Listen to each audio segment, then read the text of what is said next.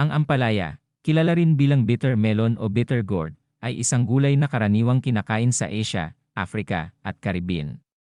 Ito ay may kakaibang mapait na lasa, na sa tingin ng ilang tao ay hindi maganda, ngunit nag-aalok din ito ng hanay ng mga benepisyong pangkalusugan.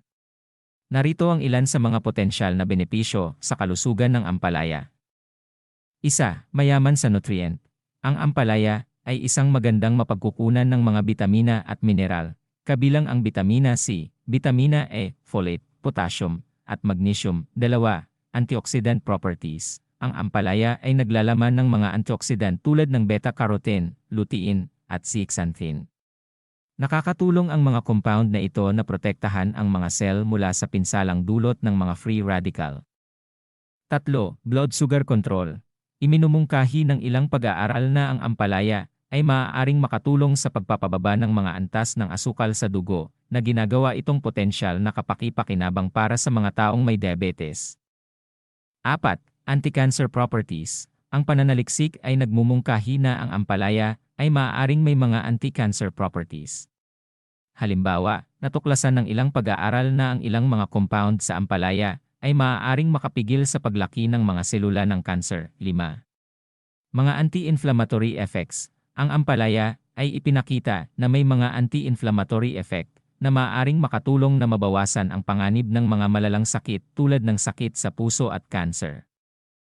6. Kalusugan ng puso. Iminumungkahi ng ilang pag-aaral na ang ampalaya ay maaaring makatulong sa pagpapababa ng antas ng kolesterol na maaaring mabawasan ang panganib ng sakit sa puso. 7. Weight management.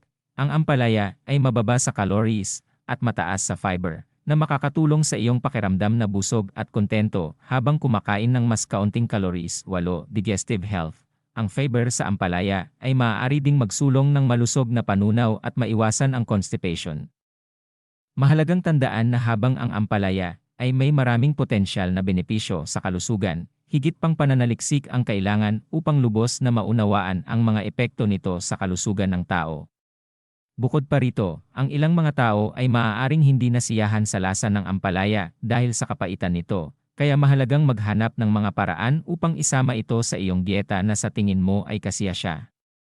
Kung nagustuhan nyo ang video, paki-subscribe naman po sa ating channel Ervin Ray TV para ma-encourage pa tayong gumawa ng makabuluhang mga videos.